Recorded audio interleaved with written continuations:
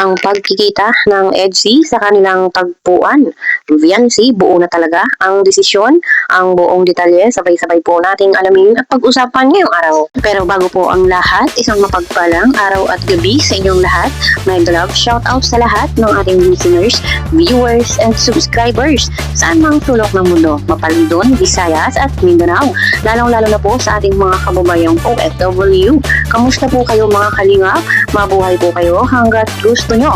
At kung bago ka pa lang sa aking munting YouTube channel, huwag ka nang mahiyang mag-subscribe, like, share, and comment. Huwag mo na rin kalimutang i-click ang notification bell nang sa ganon ay updated ka sa aking mga paparating na video. At syempre, patuloy po natin suportahan sila Kalingap Rob at ang ating ama ng Kalingap, ang nag-iisang founder, si Kuya Val Santos Matubang. Kung maaari po ay no skip ads, nang sa ganon ay mas marami pa tayong malingap na nangangailangan at konting paunawa po kung maaari ay tapusin niyo muna ang kabuuang video nang sa ganon ay akma ang inyong mga komento. Ayun, at mainit pa rin pong pinag-uusapan ang vlog ng EDSI doon nga po sa channel ni Kalingap Rob. At kung mapapansin nga po natin mga Kalingap, ang paligid ay tahimik. Kumbaga ay naghihintay kung ano pa talaga ang desisyon, kung ano na pa talaga yung napag-usapan ng EDSI. So tayo ay naghihintay lang. At kung mapapansin nga po natin parang lahat ay nalulungkot. Damang-dama po talaga natin ang kalungkutan at lahat po tayo ay umaasa na sana ay maging maayos pa ang lahat, na ituloy pa sana ng EDSI, dahil sayang naman po yung ilang taon nilang pinagsamahan sa pagiging love team. Ako wala naman akong kay Biancy, naiintindihan ko din naman siya. Kasi bata pa siya, medyo saka babae, malambot ang puso, madaling masaktan. So ako kasi pag ako lang may manhid lang, manhid na tayo sa mga bashing, wala na sa akin yan. Ayun, narinig naman po natin mga Kalingap. Sabi nga po ni Kalingap Edu ay naiintindihan niya ang kanyang wifey. Kumbaga ay bukal sa kanyang puso, bukas ang kanyang isipan na intindihin si wifey kung ano man po yung desisyon, kung ano man po yung napag-usapan ng magulang ni Biancy, ay irerespeto at igagalang yon ni Kalingap Edu. At kung mapapansin nga po natin mga Kalingap, ay baka sa mukha ni Kalingap Edu yung lungkot, Siyempre alam naman po natin kahit sino ay talagang malulungkot sa desisyon, kung itigil na ang EDSI ay talagang masakit isipin na mawawala na, talagang hindi tayo sanay na hindi natin makikita or mapapanood or wala tayong updates sa EDSI dahil nasanay na rin naman po tayo na naandyan ang EDSI na kahit gustuhin nila kahit anong oras ay pwede po natin silang makita sa vlog ng channel ni Kalingap Rob. Pero kung sakali nga po matitigil na ay talagang nakakalungkot isipin. At sabi pa nga po ni Kalingap Edu ay bata pa si Biancy, medyo emotional po talaga. Kumbaga ay babae po tayo, medyo emotional po talaga tayo pagdating sa mga bagay-bagay. Pero syempre ay nakakabilib din naman po si Kalingap Edu dahil kitang-kita naman po natin kung gaano po kalawak yung kanyang pag-iisip, yung kanyang pangunawa. Pero sabi nga po mga Kalingap ay mahaba pa ang araw, kumbaga ay mahaba pa ang oras para makapag-isip-isip ng maayos kung ano ba yung tamang desisyon para sa EDSI. At hindi po natin alam kung ano yung plano ni Kalingap Rob dahil wala pa naman pong binabanggit. Pero syempre umaasa po tayong lahat na sana talaga ay hindi tuluyang magwakas ang EDSI.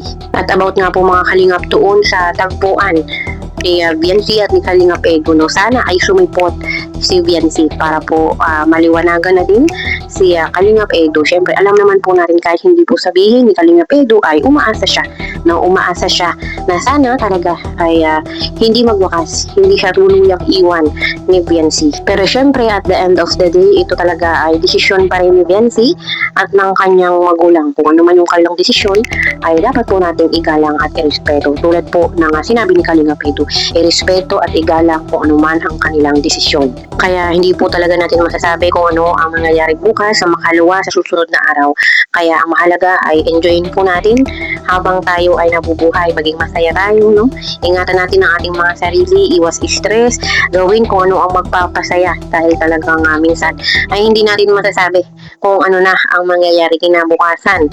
At syempre bilang supporters po ng EDSI ay patuloy pa rin po natin silang suportahan kahit po mag solo vlog na lang si Kalingap Edu, kahit po po si Biancy ay mag-isa na lang din, no? At magkahiwalay na sila ng landas ay patuloy po natin silang suportahan dahil po wala naman po tayong ibang hangad kundi ang mapaayos at mapabuti yung ating mga sinusuportahan. Tungkol dun sa vlog natin kahapon, syempre sa LC, medyo malungkot guys talaga, no? Naintindihan ko naman yung mga medyo na-disappoint na iba at medyo yung mga panatiko na syempre grabing suporta sa amin ay broken hearted, ano. Ayan. At ano guys, yung ganong desisyon, wag anuhin nyo lang kasi respeto ba, kasi ano kung gano'n talaga ang gusto ng nila ni Bian or ano ng iba, mga magulang niya or ano, anuhin natin, unawain. Kasi di naman kayo nahihirapan sila naman guys, kaya huwag natin silang controlling ba, parang gano'n. May mga diktador kasi yung iba wag demanding and guys, wag yung pressure, no? Kasi bata para naman kasi siya.